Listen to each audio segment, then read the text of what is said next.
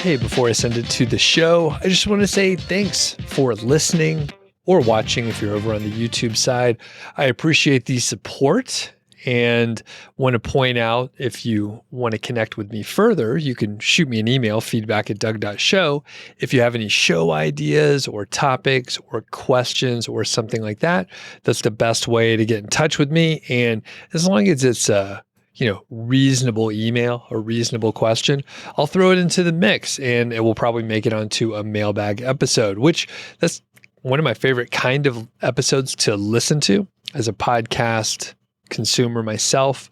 And it's one of my favorites to record as well. So feedback@doug.show. That's the way to get a hold of me. If you do want to sign up for the email list, I have one over at Niche Site Project, and I'll put a link in the description and show notes. But basically, I send you a bunch of templates and systems, and I also let you know when new episodes come out. Sometimes I send some thoughts on a given topic. So definitely worth checking out. I have about 10,000 people on the list. So quite a few other people are on there too, and they enjoy it.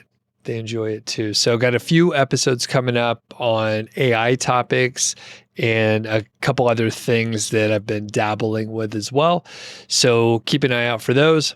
Without further ado, let's send it to the episode with Andrew Giancola.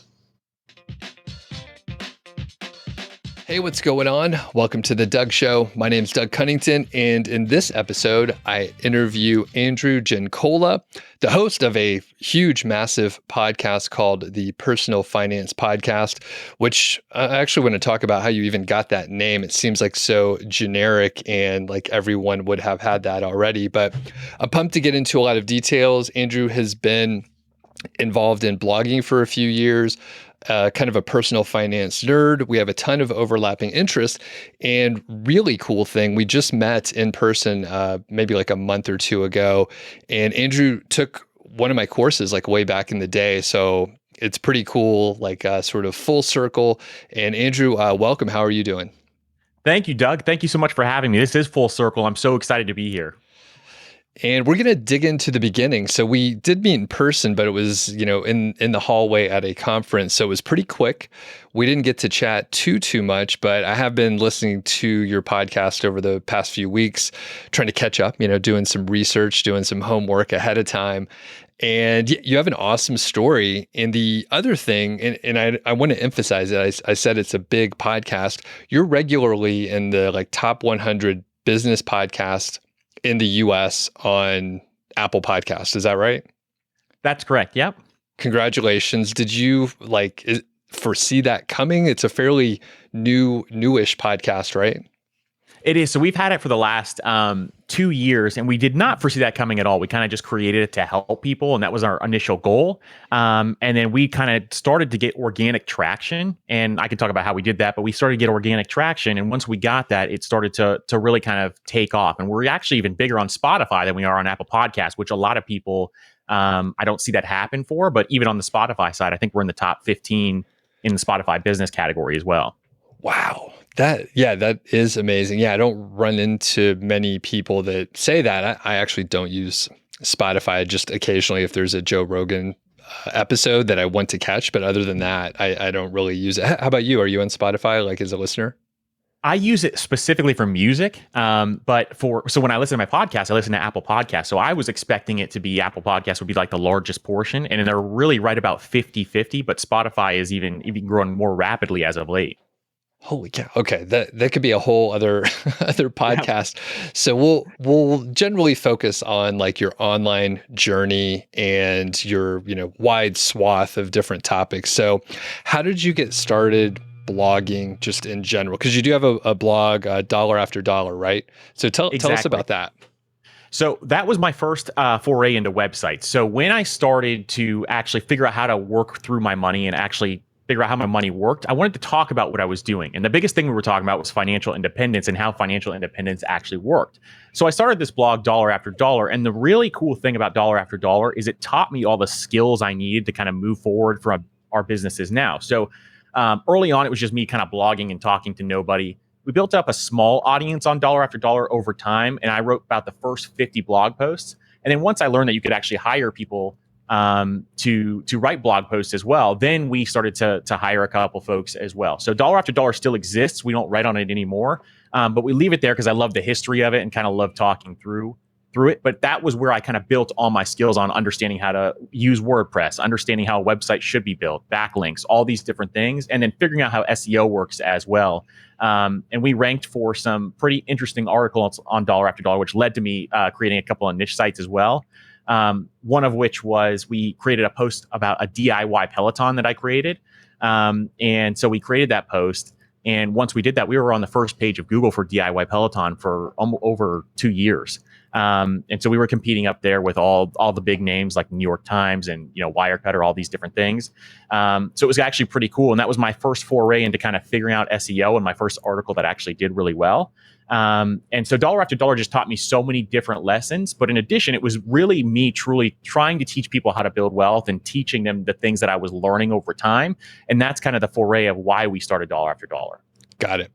I take it that was a side hustle at the time because you were just kind of cutting your teeth. So what did you do before that? So I started my career as a financial analyst very early on, and I was doing it for a very large company. And when I was a financial analyst, I was making only $30,000 a year. So the reason why I created Dollar After Dollar was because I realized very quickly that $30,000 a year was kind of living paycheck to paycheck when I started to do that. Then once I learned about financial independence, cutting back some of my expenses, then I was sharing my experiences on how to get raises and all these different things so that you can kind of accelerate your path to wealth so you don't have to live the same way I did. So figuring all that stuff out is really the impetus of why we created Dollar After Dollar at the beginning. Got it. And you are, like I said, a personal finance nerd and a fire nerd, which I have a whole other podcast, Mile High Fi, where we do talk about that kind of stuff. So what got you so interested in personal finance because you were pretty young when you started checking out those blogs, right? I was a teenager when I started to read personal finance blogs, and some of the earlier ones that I read weren't really based on financial independence. They were based on just kind of managing your money. And for some reason, I was just drawn to it. And so I started to read books like The Millionaire Next Door. Then I started to read books that were teaching you just kind of how to manage your money. And then as a teenager, then I started to buy my first investments and kind of learning how investing worked. And then from that point, that's where I kind of got the passion for it. I just kept becoming, more and more ingrained into the personal finance side, so that, it led to so many more different things in my life later on. But that's kind of where it all started, was as a teenager. Okay. And you just had like a ingrained, like sort of interest in it. Like, did you have like a lemonade stand or cut grass or do something like as a kid, as an entrepreneur or something? Yeah. So very early on, I had a bunch of different businesses. So I had like a car wash business was one of the big ones that I had very early on, where I would be going to people's houses and I would wash their car. I worked a bunch of jobs as a high schooler, but I was also really ingrained in athletics. So I had, on the basketball side, I played basketball for a very long time, played in, the travel circuit, all that stuff, had college offers. And so that was the other thing that took up a bunch of my time. But I was either playing basketball, going to school, or, working and trying to earn more money, because I realized very early on how powerful money can be at a young age. And so I was trying to earn as much as I possibly could so I can invest those dollars. Okay, cool. And we'll link up, excuse me. We'll link up to your podcast because you do tell some stories about your history a little bit, so people can dig in a little bit more. So Dollar After Dollar, when did you start that? That started in 2015.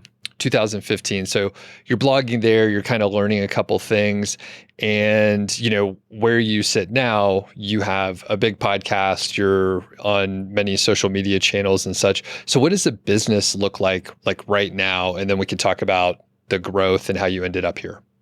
Sure. So right now, where we're standing is we have about 300,000 to 400,000 people on the podcast that listen every single month. And so it's about a little over 2 years old since we've started it. And then, so the business kind of runs through the podcast as kind of the main impetus of where it starts. And then we're launching, courses and coaching and a bunch of other things to surround the podcast. And then in addition, we have our social channels too that kind of help us market that. So we have TikTok with well over 100,000 followers. We utilize Instagram, we utilize YouTube, and all those other things as well. So that's kind of what the business looks like now. We can talk revenue numbers. I'm open with all that stuff. But that's kind of where it stands now in the last 2 years from where we started. Cool. Yeah. Let's talk revenue numbers. So especially like different pieces of, I guess like channels and revenue streams. Sure. So for our main hub on the podcast is advertising. So we have advertising that we do through an advertising agency.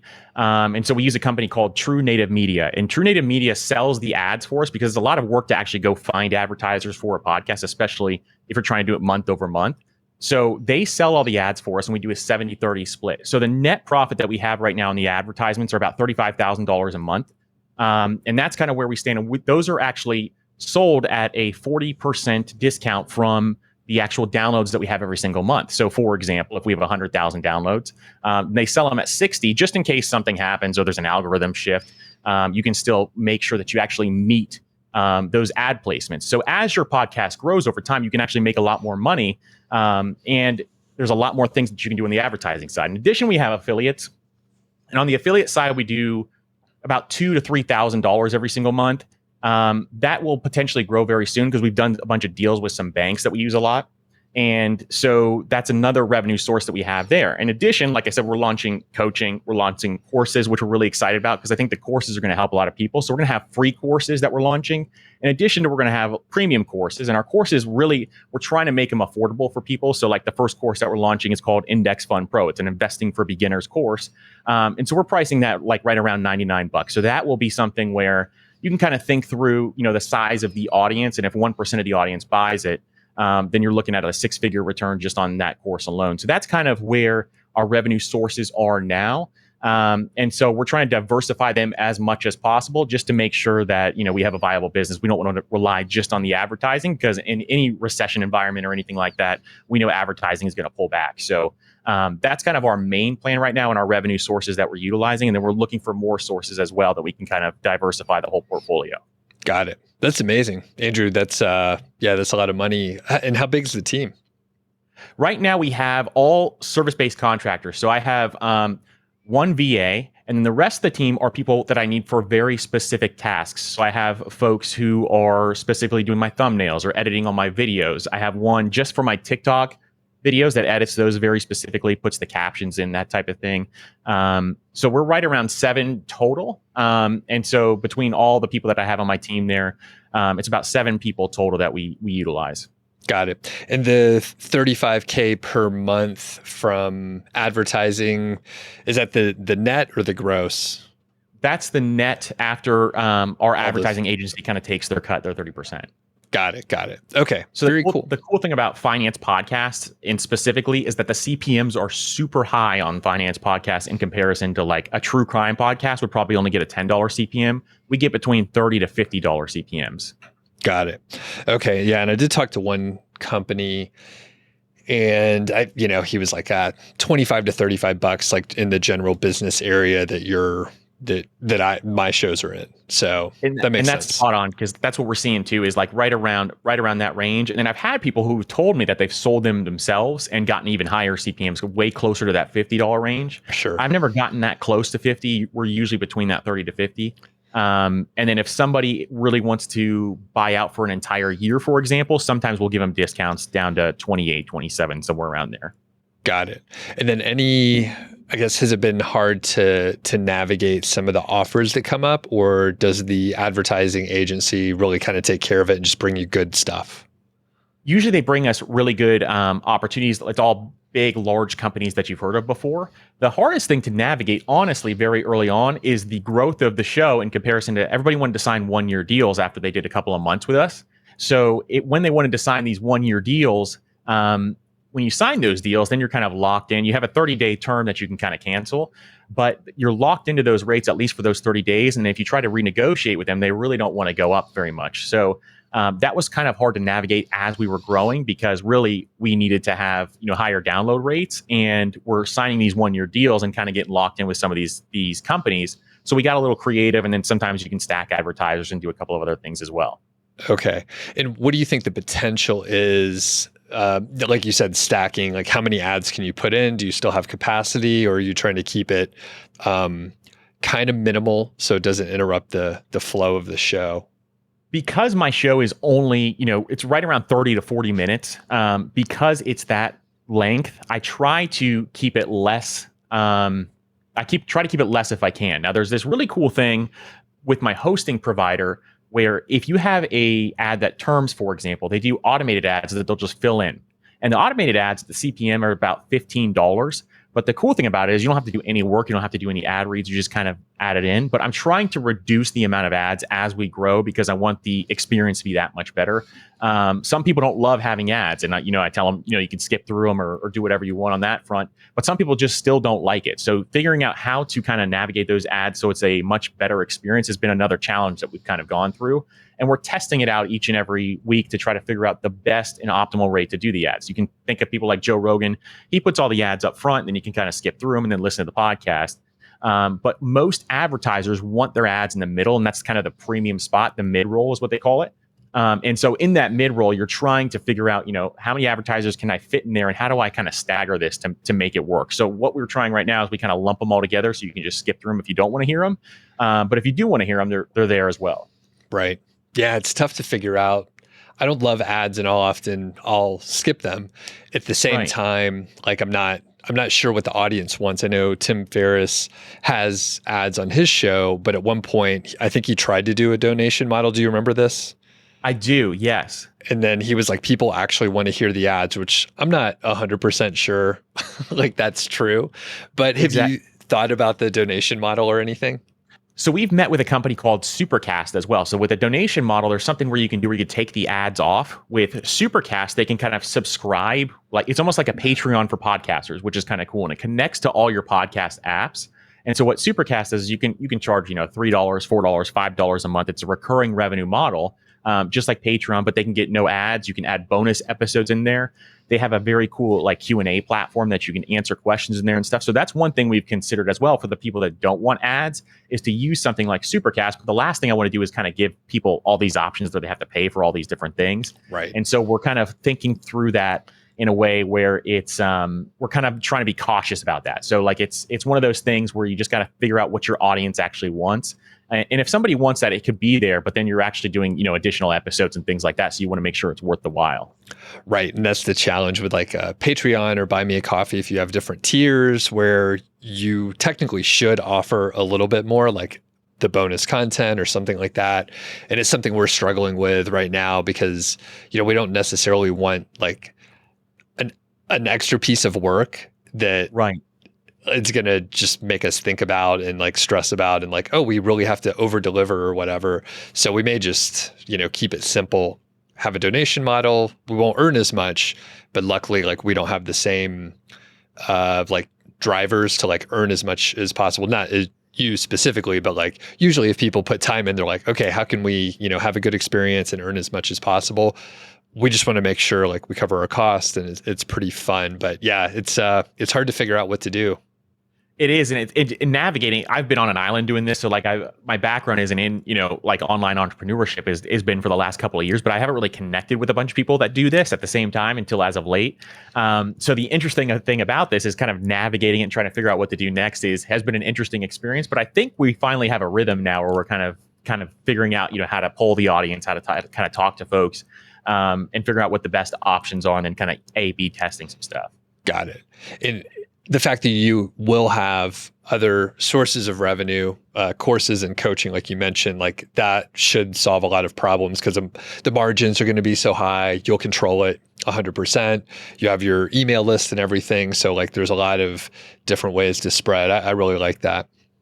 Exactly. And that's one big thing too. Mentioning the email list is I knew from the very beginning I should have had an email list and I delayed it for like a year. And that is one of my biggest regrets that I've had thus far is with my email list is we kind of started the newsletter and we should have had it much, much sooner and we delayed it. And I'm still so frustrated that we did that. And I knew better and I still didn't do it. So that was another thing that one huge mistake that we had early on, but now it's kind of shaping out. It's working out really well. It's fine. Yeah. And so do you share how many subscribers you have in your newsletter as well? Absolutely. So right now we actually started it and this is why I'm so mad. We started it in September. So like right before FinCon, when you and I met, we started the email list. And so right now we're standing at like 7,500 subscribers. I have the dollar after dollar list that I kind of, debate on pulling over as well and kind of adding it. That would kind of put us, around 12, somewhere around there. Cool. But we're happy with that number for the first couple of months at least. And then we're really early on, so our open rate's still at like 78%, which is like crazy high. It's not going to stay like that, obviously, but but that's one. I'm surprised it's actually stayed that high this long. But that's kind of where we stand right now in the email list. But we are really, really excited about that because I think there's a lot of things that we can do with it and a lot of extra value we can provide. So we kind of do it like a newsletter format. And we have different topics every single week that we talk through and try to deep dive into some stuff. Okay. And then do you write all the copy for the email newsletter? I do. So right now I write all the copy for it. And it's a lot more work than originally I remember, but it's one of those things where I write all of it and it's actually really fun for me. So every single week I kind of try to make it funny. We add a bunch of memes and stuff in there as well. Cool. And so it's kind of like we're trying to make it as entertaining as possible. So kind of our thought process was we want to be the money version of something like Money. We want to be the money version of something like Morning Brew or The Hustle or something like that. So that's kind of where we started it, and then we'll kind of see where it lands. But that's kind of our thought process for way out in the future. Got it.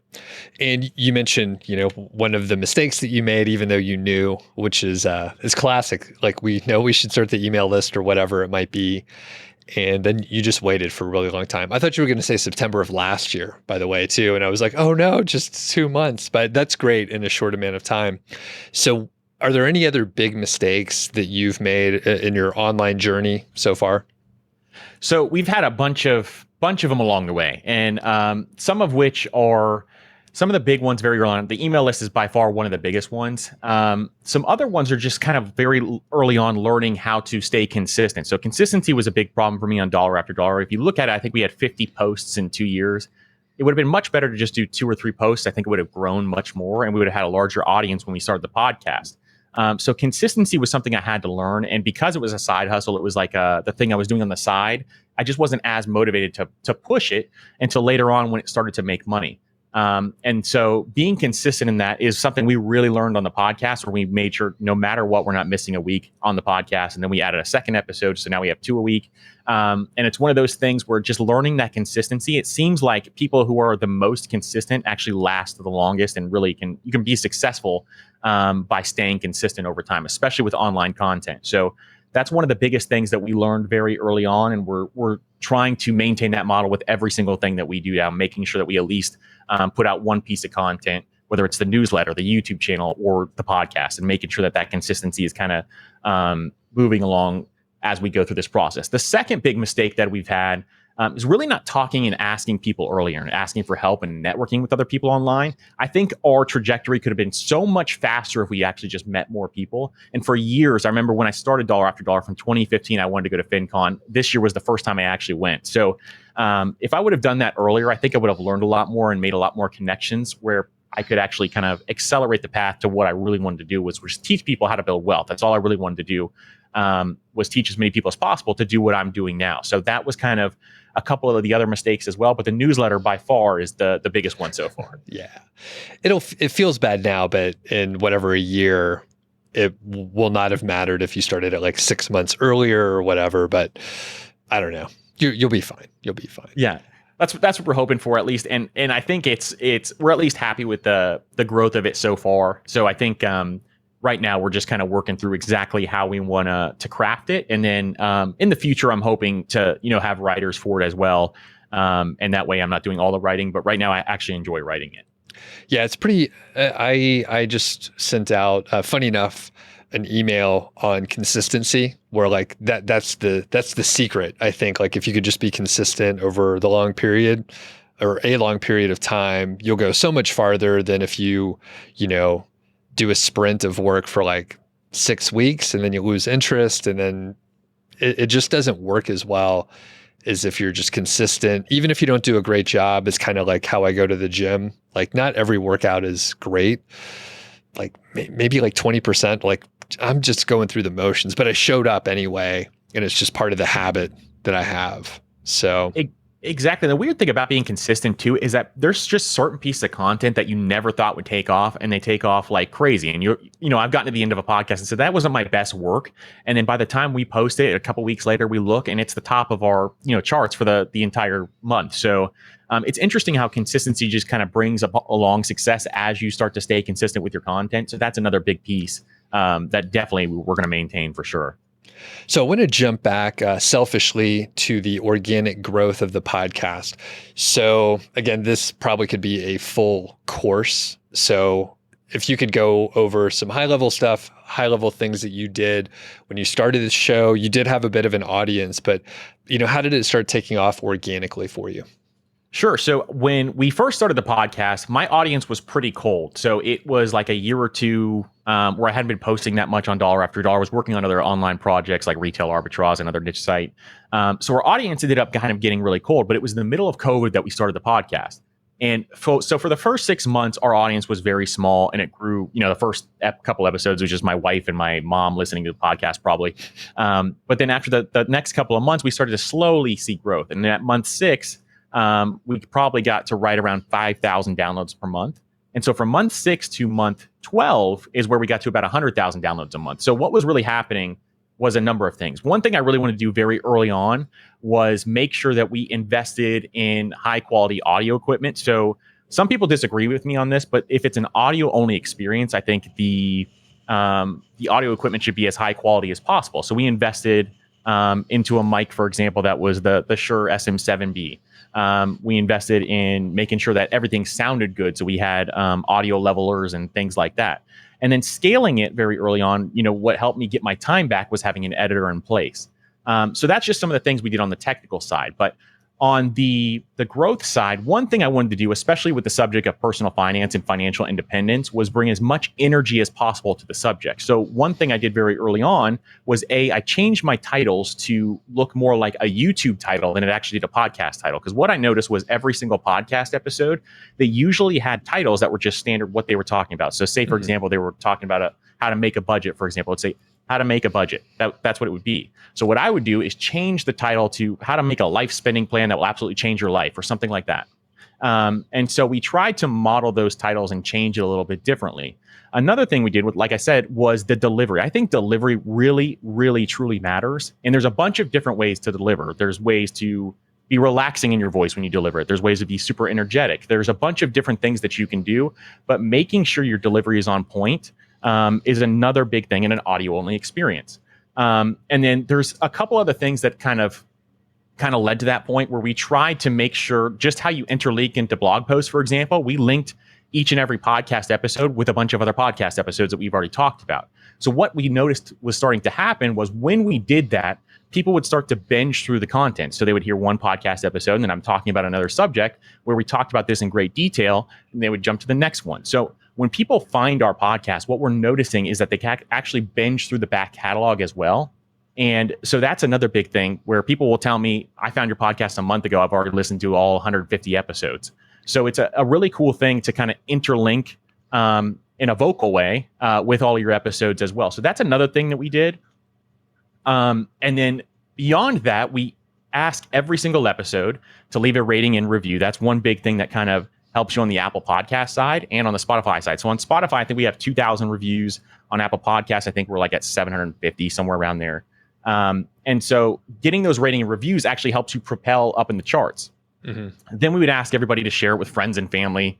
And so we're getting a lot of shares, and we can kind of see that through Chartable links and things like that we utilize to get those shares. So there's a bunch of different things that are happening all at the same time, but it's all been organic, and we haven't been on other podcasts until, as of late, the last 4 months is when we've actually been doing, podcast tours and going on other podcasts. But since then, it was all organic up to that point. So that was some of the things we did to kind of try to get it to grow organically.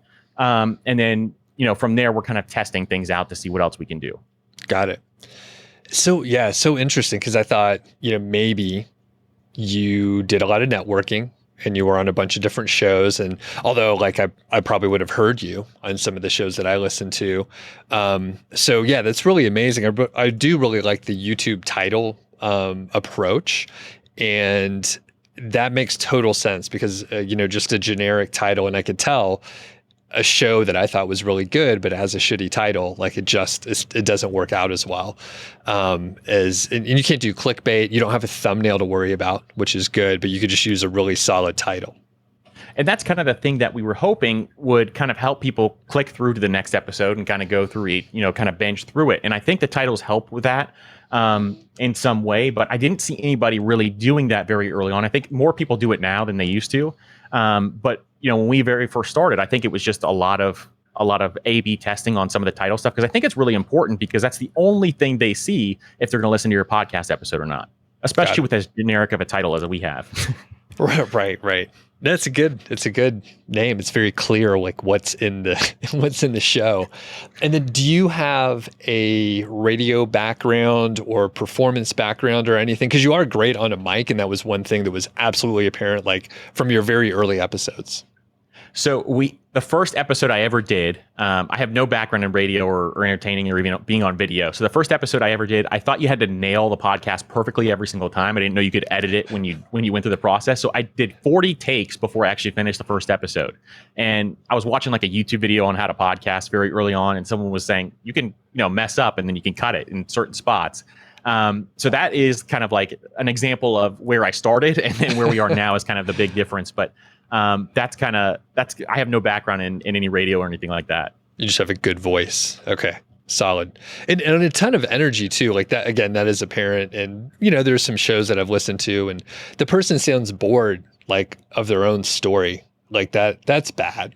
And I'm not, go ahead. Yeah, exactly. I heard a bunch of shows like that, and I'm like, This is an audio only experience. There's no visuals going on. There's nothing that kind of is catching my eye. So you have to kind of catch their attention. And there's a bunch of different ways to do it. Like, for example, Sarah Koenig in the Serial series, for example, I feel like her voice is relaxing to listen to as you're kind of listening to the story's not relaxing, but like her voice and the way she delivers it is relaxing. And then there's other people who, like Andrew Huberman, like you and I were talking about before the show, he has an educational delivery, but the delivery or the information that he's delivering is really, really informative, and it's something that you really want to listen to and keep listening to. So there's a bunch of different ways to do it, but I just think your delivery is so incredibly important, especially on an audio only experience.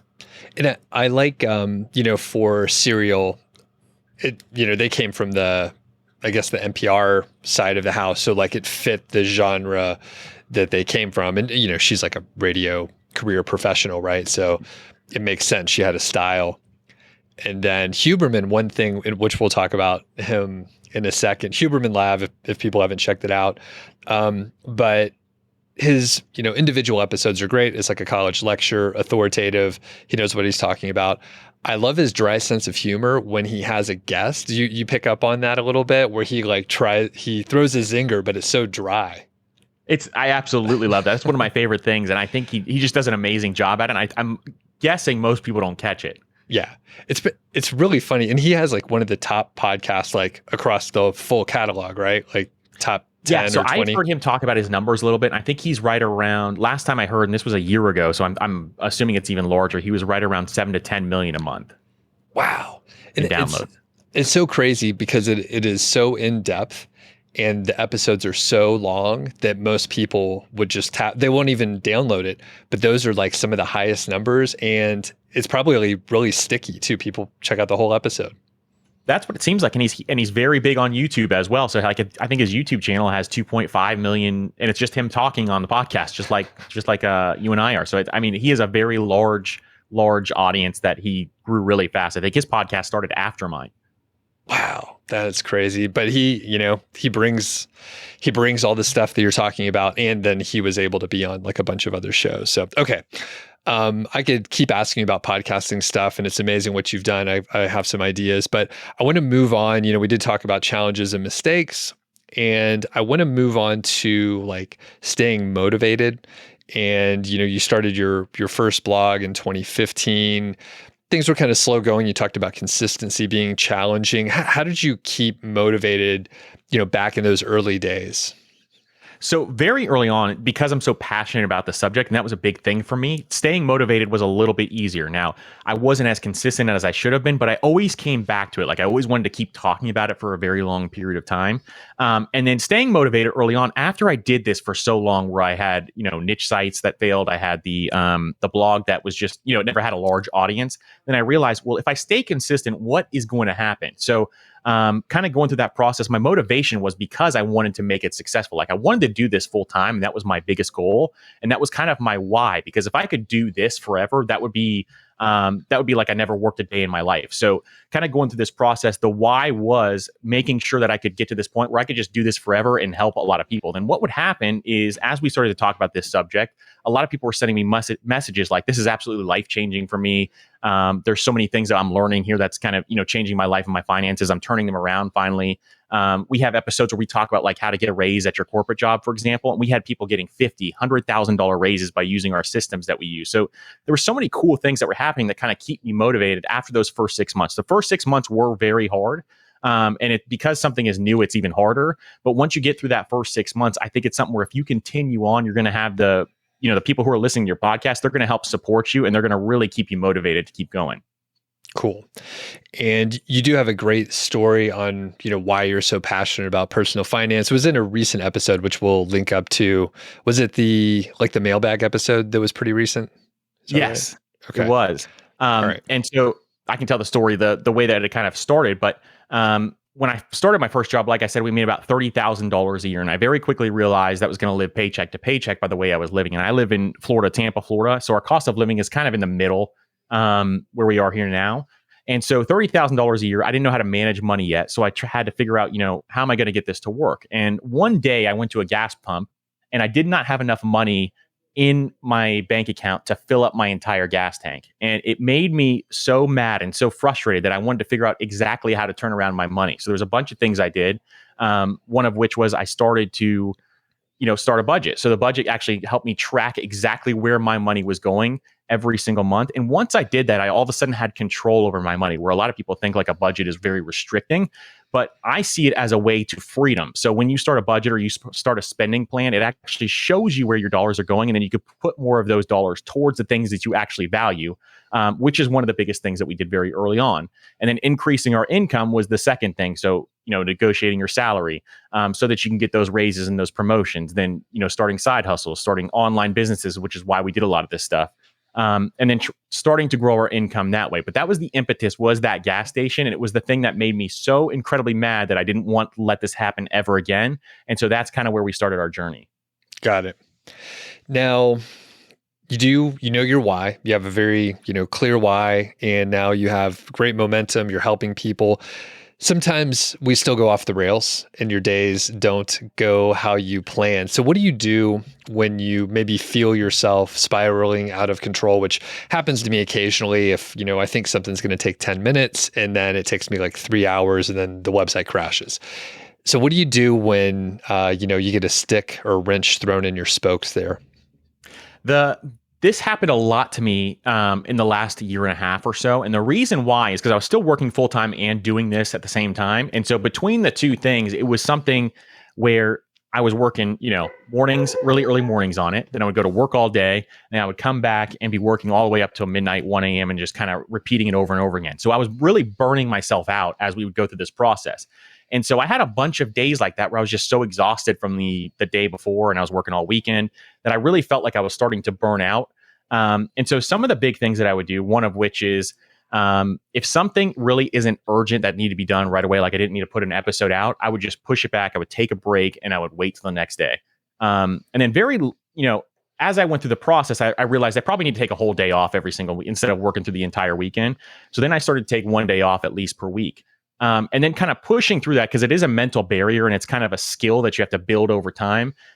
Pushing through that, what I did was I really structured my schedule to kind of make me successful. So making sure that I time blocked every single day was a big thing for me. So time blocking through, so I didn't waste time on projects. And if I did waste time on something where it took longer than I thought it would, then I would just kind of move everything back that wasn't important. So I have a very specific way that we kind of time block through the day. And now I structure my day in a very specific way as well. But those were some of the things I did. And if I was really frustrated, I would obviously go work out and kind of just let all the stress melt away and then come back to it because I would get a burst of energy. So there's a bunch of different tips and tricks that we can talk about. But those are some of the things that I did early on. And it's really top of mind because for a long period of time, this is something that I battled with, especially at the very early stages of the podcast. Yep. Yeah. I know what you mean. Just burning the candle at both ends. Like you're not getting enough rest. Maybe you're like over caffeinated for portions of the day, which makes you, I get a little irritable if I have too much caffeine. For But sure. And it was like I remember like one weekend, I said to my wife, like, I don't know what's going on. Like my whole brain was just foggy. Like I couldn't even think through things or remember what was going on. And it was just because I was overworking myself. And kind of figuring out to take those breaks was a massive thing for me. it seems so simple, but it, I don't know if you're too driven, you're thinking I could just push through, but you really, need to take a break or like take a nap even to just like Exactly. recharge, which it seems counterproductive, but it really can make a huge difference. So, For sure. And that's where like those recharge things, there's a bunch of different things that you can recharge. I think workouts are an amazing way to do it.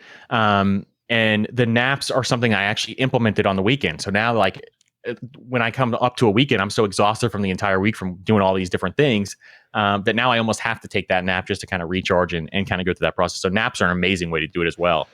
it's pretty fun. It seems like a good old man thing to do. I'm getting older, like we all are. So yeah, just to veg out in the middle of the afternoon after lunch or something, you're like, I'll fall asleep with the TV on. I usually go to the bedroom and just like pull the blinds. I like take a proper nap and everything. And I need to do it more. So on weekends, do you still like take naps sometimes? Yeah, except for football season because I'm a really big football fan. Sure. But right now, like on Saturdays, I definitely will. And then I have young kids, so when my kids take a nap, then I take a nap at the same time. So it works out perfectly, and then they'll wake me up like in an hour or two. So it works out like the time frames are perfect. Nature's alarm clock. Yeah. How old are your Exactly. kids? I have one that's 1, and then one that's my oldest is 4. Okay, gotcha. So let's talk a little bit about fitness and health. And I guess we could focus on fitness. So I actually just got back from a workout. I kind of like to go like in the middle of the day, just the way my day is structured these days. But yeah, what's your sort of fitness regimen through the week, through the day, that kind of thing? Sure. So we very early on in COVID decided to invest in a home gym, and that was one of the best investments I ever made because we have a 3-bay garage in our house, and so in the third bay, it was kind of like a separated bay. We just built a home gym into there, and so in there we have a squat rack, we have a bunch of dumbbells, we have a cable machine, and then we have sleds and cardio equipment as well, like a elliptical machine that I found on the side of the road that we plugged in and it worked. And we have like our DIY Peloton that I was talking about earlier that I use. So building this was one of the best things we ever did because the consistency really skyrocketed where I would go to the gym really late before that. And I was very consistent, but I was consistent about 4 days a week. Now this allows me to go, 6, even 7 if I feel like it. And so early in the morning is when I work out typically. The only reason why I do that right now is just because it's the only time I have. I would rather do it in the middle of the day because I think that's where I have more strength and endurance and all those types of things. But we do it early in the morning from about 7 to 8 a.m. And then the majority of it is weight training in the morning. And then usually in the evenings, I'll do like a zone 2 cardio session based on Andrew Huberman, listen to one of his podcasts again. And that zone 2 cardio session is something where, I can still have a conversation, but I'm just kind of standing on the elliptical or the spin bike. And then just like watching a show on Netflix, for example. So between those two things, it's been something I've been doing for a very long time. And I've been lifting weights since I was 18 or 19. But now it's something where I can do it at any time I want to. And if I'm, if it's the weekend and I really just haven't had time, then I can just walk into my garage and it's right there. So there's so many cool things that you can do. And if I need an energy burst, I can walk in there and just do a bunch of pull-ups, for example, and kind of get that energy burst that I need. So that's kind of the fitness regimen. And it's extremely important for my day to day. Gotcha. That's pretty awesome with the zone 2. And I guess I was kind of doing it a little bit. So how long do you do your zone 2 training typically? So the recommended minimum that he had was right around 30 minutes and anywhere between 3 to 6 times per week. I started off with 2 or 3 times a week and then kind of built it up from there. But I like it so much because it melts like the stress away. It just feels so good after that. Sometimes I'll just stand on the elliptical because it's like zero pounding on my joints or anything like that. And I'll just watch a show and I don't even realize that I'm on there because it's a nice slow pace. So it's very easy. So that's kind of what I'm doing now is right around 4, 5, 6 times a week now. And it's one of the best things I've done because I wait till my garage heats up and then I kind of just, sweat it all out. So it's awesome. That's great. It's like working out like in a sauna or something like that. Now, do you do any sauna or like cold plunges or anything? That's my next thing. So I've been trying to find a spot in my house where I could put a sauna because it's one of the biggest things I want to get. But if not, I can get a gym membership. I might just do that because there's one down the street that has one for like $9 a month. And then cold therapy is another big one that that I'm definitely interested in. So I've seen that you can get like those Rubbermaid tubs and then just fill those up with ice and do it that way. If you get like a traditional cold plunge, they're really expensive, but they are a lot nicer. But that's something I'm definitely interested in doing next. That's kind of my next phase because I think that's really, really beneficial as well. Yeah, I'm not like I did cold showers for a little while and I started back up actually. And then I took the temp of the water. I thought it was so cold. It was like 60 degrees or so. And a lot of the cold plunges, they're like 40 or, even down to 33 or something like that. But I'm not sure if I'll take that route. I do love saunas and I'm pretty sure we're going to get like an infrared sauna. We have like a basement and plenty of room. So I'm looking forward to that'd be awesome because I think just having it in your house is going to be that much better. And I saw like a study where if you do sauna therapy like 5 times a week, it reduces the risk of heart disease somewhere like 60 to 80%. It was a massive difference. And that was a study that Huberman was talking about. And then Dr. Rhonda Patrick was talking about as well, who's like similar to him. And so it was really interesting to kind of see some of those studies come out because it's a I think the sauna is probably more beneficial even than the ice baths can be. I think so too. And well, just based on the studies that you mentioned too. And the cool, I love saunas and the gyms that I had been going to, the one I go to now doesn't have one, but they typically did. And I would almost, 4 or 5 times a week, almost every workout, I would go sit in there for a little while. Probably not as long as I should have, but it's better than nothing. So, and I miss it for sure. For sure. I think it's like the best feeling when you come out. It's like having a workout, basically. It's awesome. So that's a big thing for me next, I think, is to find a way to at least get in one. Yeah. Awesome. So as we're wrapping up here, you did mention like going to conferences and you probably should have gone sooner. So it sounded like you hadn't gone to very many in-person events in the past. Is that correct? That's correct. Yeah. So FinCon was my first main one that I went to. And that was an incredible experience, obviously. And we have some other ones that we want to do next year. So which are going to be interesting. But FinCon was the first like major one that I went to that actually built connections and things like that. Got it. And then, what are you going to this coming year? Like what's on the agenda? So definitely FinCon again, because all I think FinCon is one of the best conferences to go to overall after going to that one.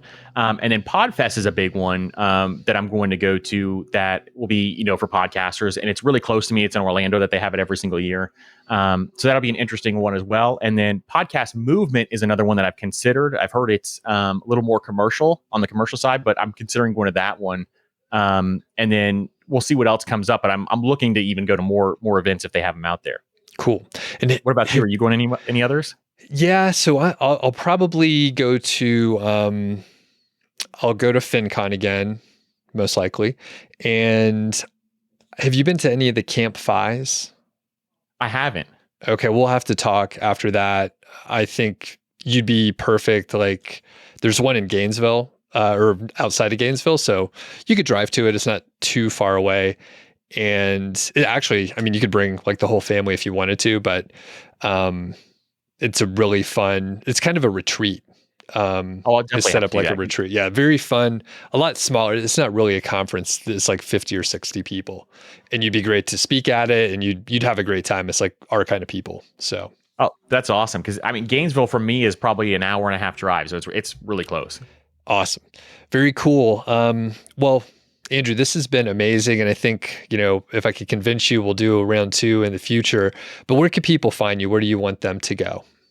Absolutely. Thank you, Doug, so much for having me on. So you can listen to me on the Personal Finance Podcast on any podcast player that you listen to. In addition, we're on YouTube at Master Money on YouTube. And then our website is mastermoney.co, mastermoney.co.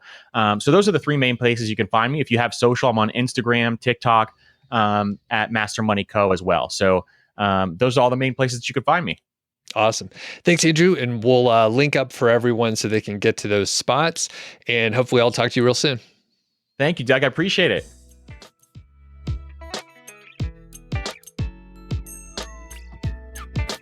Thanks again to Andrew, and be sure to check out his stuff over on the Personal Finance Podcast.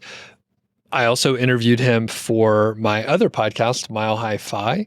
That episode will be coming out early in the new year. So if you want to hear more from Andrew, more on the personal finance side, especially like getting started on your path to financial independence, getting out of debt, some other ideas of just like kind of getting started with financial independence, check out that episode. So like I said, it's not out yet, but it will be early next year.